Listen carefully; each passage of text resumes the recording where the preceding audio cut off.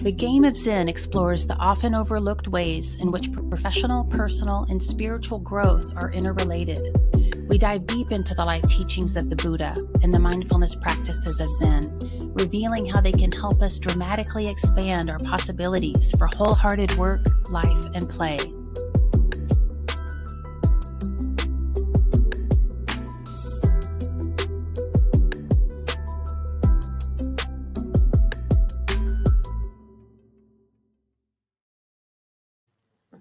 Hello, and welcome to a new episode of the Game of Zen podcast. My name is Scott Berman, checking in from Philadelphia, PA.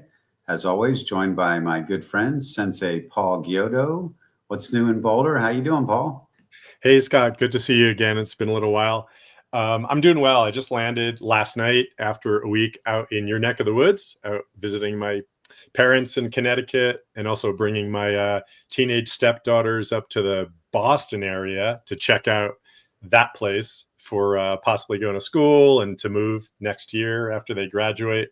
So it was quite an adventure. They're kind of Montana girls, born and bred, and they've been in Colorado the last 5-6 years. And the big city was a little challenging for them. So Sure. I think they might be looking at places a little bit further afield from downtown Boston, like Vermont and Maine and Western Mass to kind of take the next step. But it was a great trip. It's so different. The East Coast and just the whole West Coast is so different. That's why I always love getting out of this part of the country and going out by you. And I can imagine if you grew up there that the East Coast might be fascinating. Yeah, definitely. Well, Scott, you've got Red Rocks shows to attend out here and Yes. retreats you can do with my Zen Center and a place to crash if you need it. I know, man. I'm overdue. But it's good to be back with everybody. Thanks for tuning in today. Today we're going to talk about Paul's latest newsletter, which is titled From Karma to Dharma. And I love this title. We're going to dig into that. And the focus is on bodhisattvas. And I've always been fascinated about this. And how do I become one? How do I recognize it in other people? And I'd love to dive in more with this, Paul. And we're going to start out with a quote that you included from Zen teacher and poet Norman Fisher. Bodhisattvas don't mind much what happens to them. Their lives are larger than the plans they may have had for them. That's fantastic. Tell me more, please. Yeah, I'll say a bit. So bodhisattva is a Sanskrit word, but it speaks to a specific kind of archetypal energy that you could say that we all possess, and it's become the ideal of Mahayana Buddhism, which is the form of Buddhism that developed a few centuries after Buddha himself lived in around 500 BC. And it's this ideal of the being that not only aspires to awaken to their own true nature and to resolve their own personal suffering, but to help others do the same. And that became the primary, you could say, archetype of Buddhism, and has been for certain forms of Buddhism, including Zen, for the last several centuries. So this applies to everyone. It doesn't mean that it's somebody who's taken specific Buddhist vows or calls themselves a Buddhist. It's an archetypal energy that we can all tap into.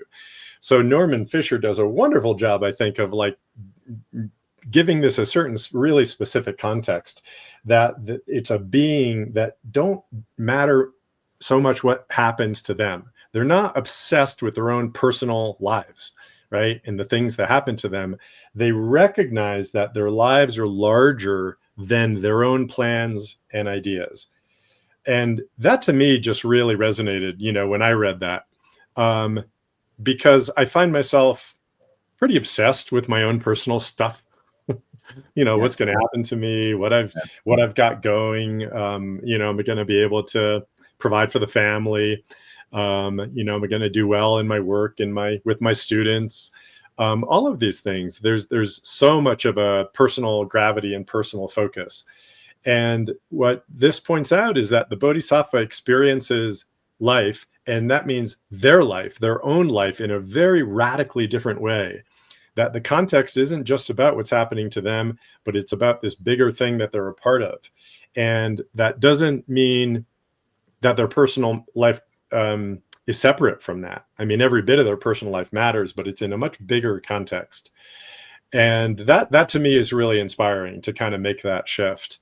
What about you? Like, do you Is that inspiring or intriguing? Yeah. You know, when you read that, obviously it was. Yes, it was really intriguing because I try and think beyond myself as much as possible, but I'm a creature of my own plans too. And I think about my day and my health and my family.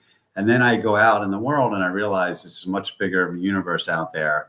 And maybe there's something that I can do to help somebody else. And how can I use whatever knowledge I've gained in my years? Like, how can I help somebody with their day or give them some wisdom of some kind? And it really feels good doing that.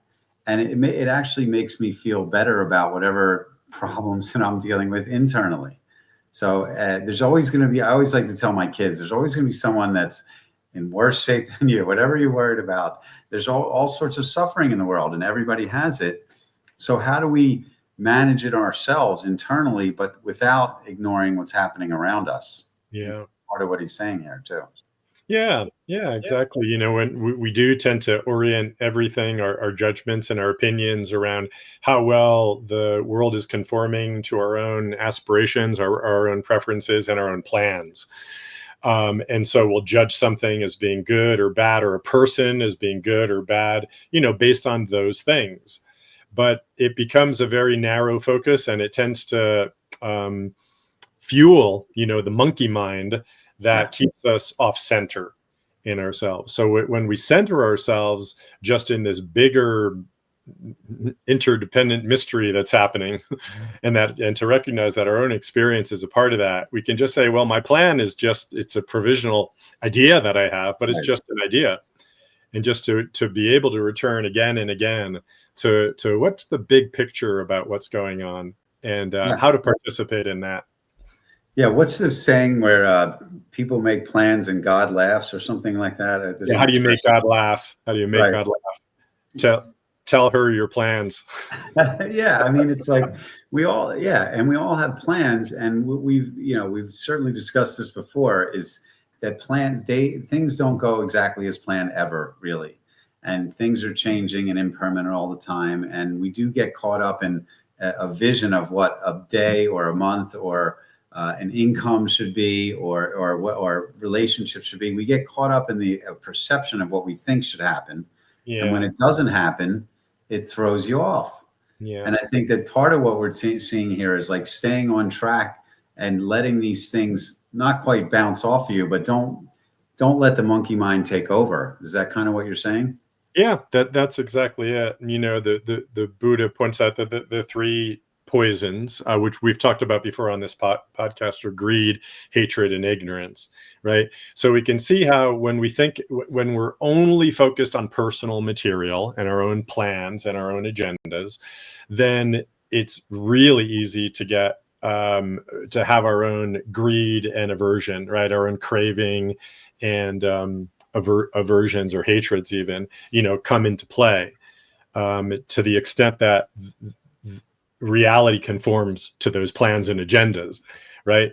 But at the deepest level, you know, the Buddha said that the ignorance poison is the most difficult one to work with. And that's recognizing that we are bigger than we think. Are bigger than we think.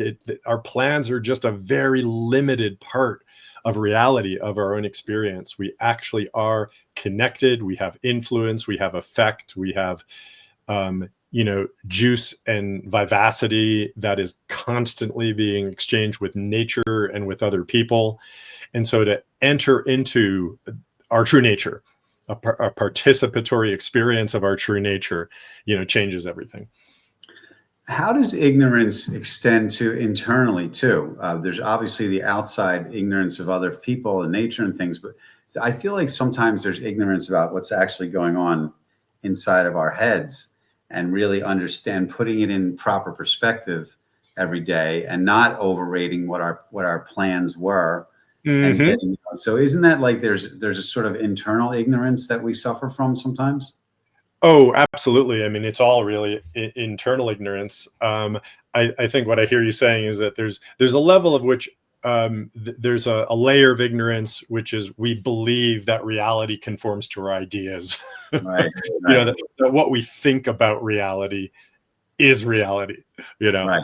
That's why we say not knowing is the primary, it's the first pure tenet here in our Buddhist precepts, is to not know. It's to recognize that, no, you know what, that's my idea, that's my opinion, that's my preference, but that's not reality. Right.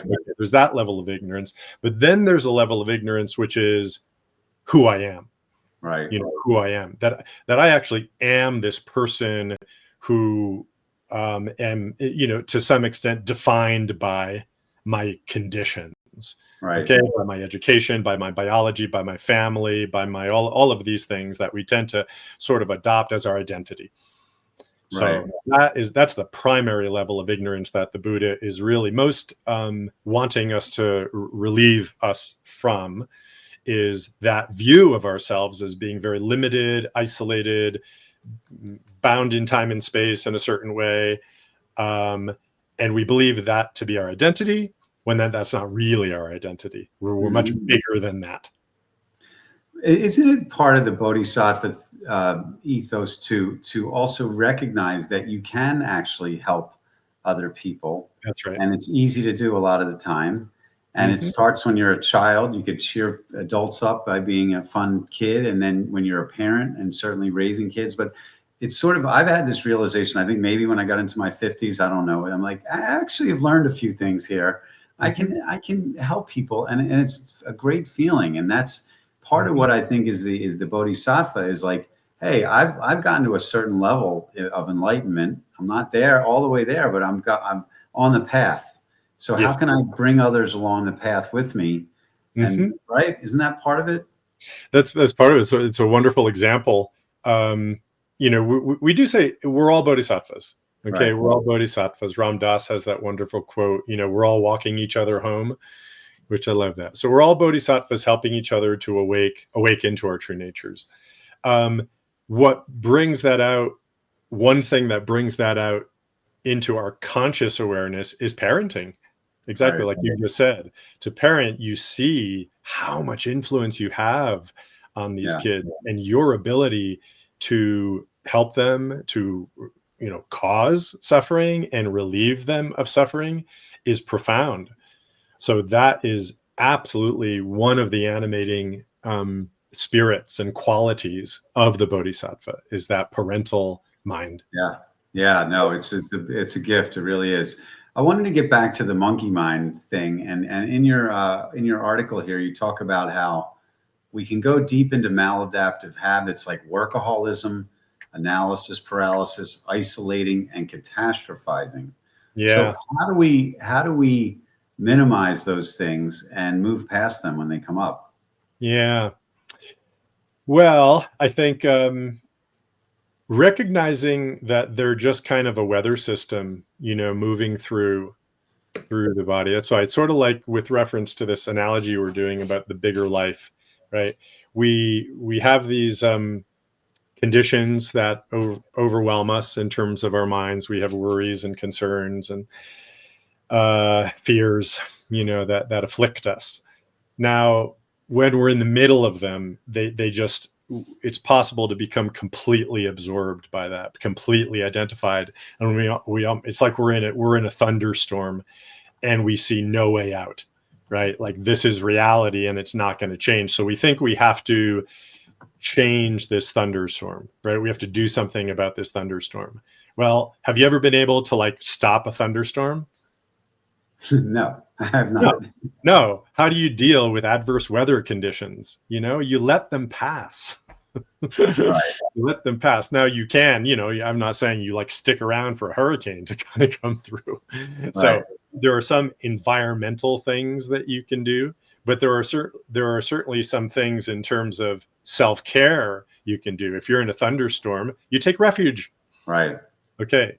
So you think of these things as a weather system that moves into your internal ecosystem of your body mind, and then take refuge within your internal, shelter, sense of being, sense of connection. Do internally, and even with other people, what you would do if you were actually within, in a thunderstorm, you could say. You do that, and then you wait for that to pass. I love your analogies, Paul. That's a good one. And I think when I first was getting into meditation, I was thinking about clouds and thoughts that are in the cloud. And the cloud, this thought goes by, and then the next thought comes in on another cloud. And eventually the clouds clear out and the sky is sunny, right? Yeah. Yeah. Yeah. It's just that there's something we kind of resist that changingness, it's really the bigness. That's what Fisher's saying here. Our lives are bigger than the ideas we have about them. Right. And so to really, really believe that, really see it, like in the moment where unpleasant things are happening, to recognize I'm bigger than this. It's not all about this. I really am bigger than this, and it will change. We want to define ourselves, and we want to just obsess around the current conditions and do something and control them and to make something out of them. And that's the impulse that causes us so much problem. Yeah. And we also have looked back on things that we worried. I think we discussed this earlier on another podcast. So you look back at things that happened that we worried so much about years ago, and then they didn't happen, or they was different. And so you're worried about stuff in the future and what's going to happen next week or the next month. Yeah. And then something's going to change and it'll be totally different than you think. Yeah. That's great. That's great. Here's an awesome quote. I like to say that Bodhisattva turns their karma, the conditions of their life, into their Dharma, their wisdom. So I guess that's the essence of what you're saying here, right? How do we do that? It is. Yeah, that's an expression I came up with a few years ago, and I think it's really meaningful. We got a couple other Sanskrit words here, karma and dharma. So just to explain what I mean by those, karma is kind of our conditioned life, you could say. It's the life that we're experiencing on a very personal level. That's the result of choices, that we and many others, including our parents and our friends and society, have made in the past to produce a kind of conditioned existence that we're in right now. Okay, that can be very, very personal. Okay, now if we just look at those things in that limited personal way, we do tend to suffer from that, and we don't make the most of our lives. I want to shift our perspective. You could say it's a reframe to that. If I look at all of those things in the way to say, well, okay, that's what happened. All right, here I am, and all that stuff created this. What can I do with it? What do I do with it? Okay, I could look back and I can study what brought me to this moment in certain ways, and then I can take a lesson from that and decide to act or speak differently. Right? I can look at the way other people made choices that produced this good conditions as well as bad conditions. And I could do the ones that worked out positively and not do the ones that worked out negatively. So it's to work that you're turning the circumstances of your life into your own wisdom, into your own teachings, into your own path. And everybody can do this without exception. Yeah, that's fantastic. And something that I've been trying to do is, when I learned about the Eightfold Path, I started thinking about, there would be one particular subject, and I'm like, how does the Eightfold Path relate to this particular thing, whether it was work or personal life? And I'm like, did I have right view there? Did I have right speech? Was it right concentration? And so on. And it's kind of like that's how I learn what went right or wrong in that particular situation. And that's where the wisdom comes from. Yeah. And then when something like that comes up again, I'm like, well, let me have right speech here. Mm-hmm. And let me have, right meditation and think about this more. So I think that what you're saying too is there's a prescription of learning these skill sets that will minimize your suffering and help you be more of a bodhisattva where you can help other people. Mm-hmm. Yeah. That is definitely the case. And I think the key thing is to have this reframe, this kind of different way of looking at your life. One is that it's completely subject to conditioned existence. And the other is that you can make an internal shift and look at yourself as a spiritually evolving being. Right. that is learning and growing and has incredible potency. And that's the shift that I want to help everybody make. Yeah. Everyone's on a spiritual journey and it never ends. And there's always more that you can learn. And one thing I've always appreciated that you said to me early on is everyone has Buddha nature. And part of having a good teacher is they help pull it out and bring it out to you more. And I feel like that's certainly happened to me over the years. And back to just helping people, like if I could help, I tell that to people all the time, like you have Buddha nature. They're like, I don't know much about Buddhism. Like, but you have Buddha nature. Let me tell you why. Mm-hmm. And I see that sometimes they have this recognition, like, yeah, I am a good person, or I'm a good parent, or whatever. And I think it's like having people point that out to you is extremely helpful. And then you have to take your journey to the next level. Yeah. Yeah, exactly. And, Scott, I feel like this is so needed right now in our society. We've got this poly crisis going on, and I've just seen so much recently about this crisis of meaning, and there's these, deaths of despair, and this has all been accelerating, and AI is accelerating it, and technology is accelerating it, and our political polarization is accelerating it. And I agree, there's just this incredible crisis of meaning.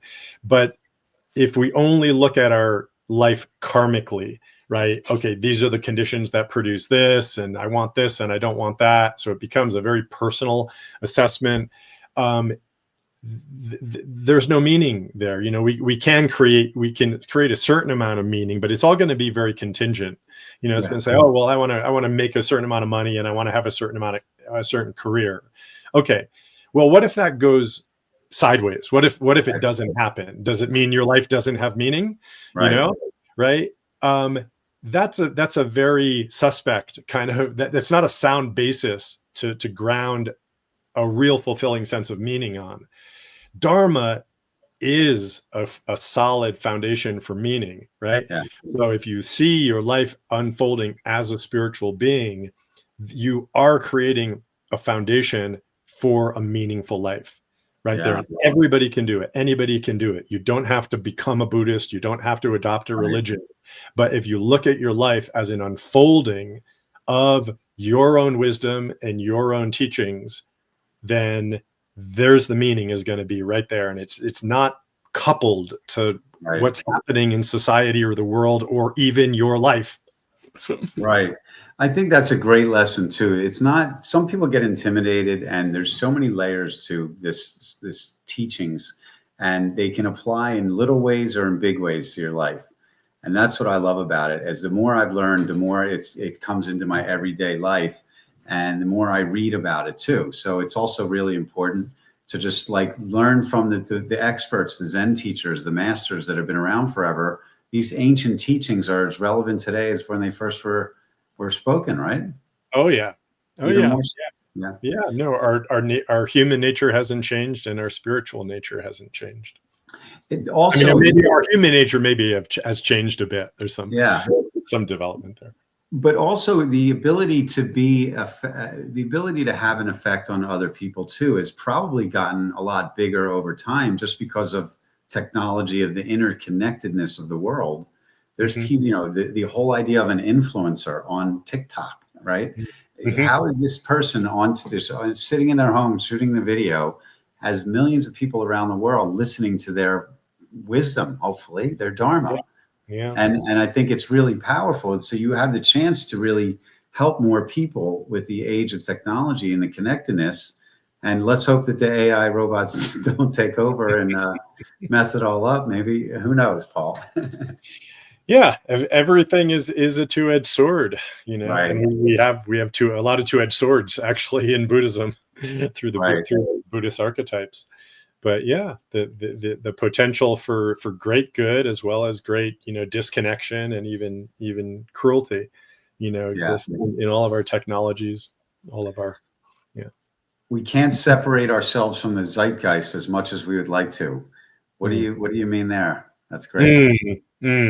Well, I think that maybe pertains to what I just said, that the zeitgeist has a lot of discord, dissonance, fracturedness, meaninglessness, disconnection, polarization that's happening, and we can't pretend those don't exist. So we actually have to, in order to turn our karma into our Dharma, we actually have to feel and suffer the afflictions, that are at the heart of our, social fabric right now. But only in feeling that are we then motivated to like bring forth what are the positive things that are also still present. The human connection, which is ever present. I mean, listen, nobody's making anybody keep their phone on and stare at it, right? Right. Turn your Right. phone off, go out to the coffee shop and talk to the barista, Right. call your kid, call your parent. Right. Nobody's forcing us to do any of this, and nobody's keeping us from human connection. So do it. Right. Yeah, no, it's really powerful. And I think human connection is also what keeps us going and keeps us happy. It's for both sides. It's a two-way thing. We get a lot out of it and other people. And I was thinking that if the more you work on yourself and you get to a higher level, the more karma you create for yourself, the more wisdom you create. And then that helps you with the outside world. So I think the internal work leads to the external benefits, I think. Yeah, definitely. I mean, the traditional Buddhist teaching is that any volitional action, so any kind of choice you make, even if it's almost like a semi-conscious choice you're making, creates karma, right? Right. So, but then we can distinguish between positive karma and negative karma, and we can talk about the subtleties of what we mean by that. I could put it somewhat briefly that, negative karma is karma that leads to separation and suffering, and positive karma would lead towards wholeness and thriving. Okay. Right. Like so. So we're always creating karma unless we're truly not acting out of choice. Right. And we do have deep Buddhist teachings that say when we're doing zazen, when we're practicing the deepest meditation, so we're pure being, we're not thinking, we're not acting in all, but nevertheless, we're being fully, we're not checked out, we're fully engaged in life. You could say we're in a non-dual state at that point. We're not creating karma there, but that's very kind of rare, you could say, to be there. Right. So otherwise we're creating karma. So now just pay attention to that. What are your intentions and what are the consequences of your actions, words, and even thoughts? I think karma can be little things or big things too, right? So there's lots of little things that happen during the day that we can create good karma about. And then there's the bigger things like raising children, or being in a business or something like that. But there's also just everyday little things: a smile, a wave to the barista, a hello to somebody, or a reach out, and how are you feeling, someone who's sick. Those are all things that are really easy for us to do, and that creates more good karma, right? Definitely so. And we totally underestimate the power of those little things. It's just in their nature, because we think that it has to be dramatic. We want to see the results right away, all of that. But like you say, those little things, like a smile, like a hand on the back, like a call out of the blue, like that contribution to a cause, even if it's a small amount or relatively, in quotes, small amount, have huge, oftentimes unseen impacts. Yes. And the more you tune in, the more you see that. So that's an important part to like sensitize yourself to, and to just continue to lean into those things, to recognize that. One way to do that is to notice how those little things help you, right? When other people do those little things, how much they mean to you. Yes. Those calls, or those emails, or those smiles. The other part of it that you kind of alluded to there is that we do tend to look at all the big problems that there are in the world, the social problems, the political problems, the division, the political abuses, all of these things. And we see the widespread suffering that's happening, and we so much want to do something about it. But there's a disconnect between what we can do as individuals and what we aspire to have happen in terms of the relief of suffering. Right. And I think maybe a helpful way to look at this is that so personal karma is kind of atoned for and resolved personally, and collective karma is atoned for and resolved collectively. right? Okay, good. So, we've all created a lot of negative karma and a lot of positive karma in our lives. And what we want to do is really atone for the negative karma, really own that, take that on, and then, turn that into our Dharma so that we create positive karma out of the negative karma that we had created previously. And we can do that in terms of our personal life, the things we've done, said, our relations. Now, what's happening, say, in the Middle East, in Ukraine, in terms of social, abuses and dysfunctions that we have in our own country, those have to do with collectives that we are a part of. Okay. As an individual, we can't take on the responsibility of atoning for all of that as an individual. Okay. We have to do it collectively.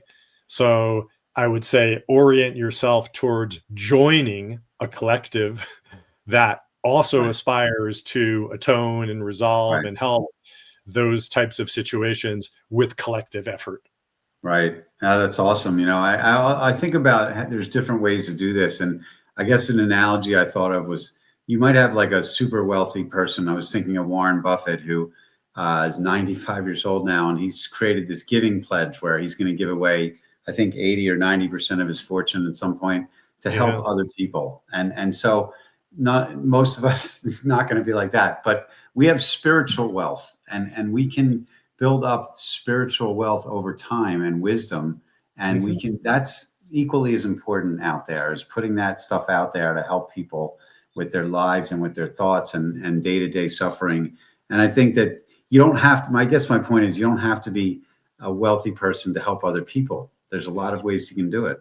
Oh, I so much agree with that, Scott. In fact, I would say the spiritual gifts that we have to give, which is our Dharma, that's what I mean by our Dharma, is much more valuable than the material gifts. And I know that from my own life. I've been blessed to have people, benefactors who are material benefactors, but what I've received from my parents, from my Zen teachers, from my Zen community is orders of magnitude more valuable to me than the material effect. And that's the case for all of us, I believe.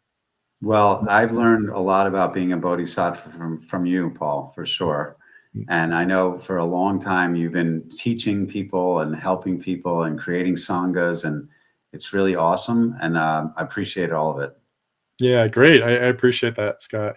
Yeah, the thing that I most want people to take away is that we all have this ability to turn our karma, the conditions of our personal life, into wisdom and compassion and positive karma. Every single one of us can do it. Yeah. And I have a good way to start figuring it out. One is sign up for Paul's newsletter, the Zen Shift on Substack. Contact him for coaching. Check out the One Body Sangha. I joined that last week on a Saturday and had a really nice time listening to the Dharma talk.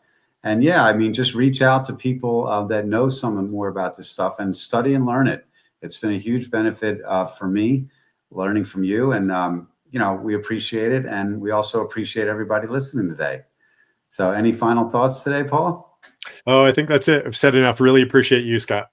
All right, man. Have a great day. We'll talk to everybody soon. Thank you so much. Thank you for joining us on this exploration into Zen Buddhism and its transformative influence on work and life. We hope you'll subscribe, share, and comment wherever you get your podcasts. May your journey be one of continuous growth and mindful living. From all of us here at Game of Zen, wishing you peace and prosperity on your path ahead.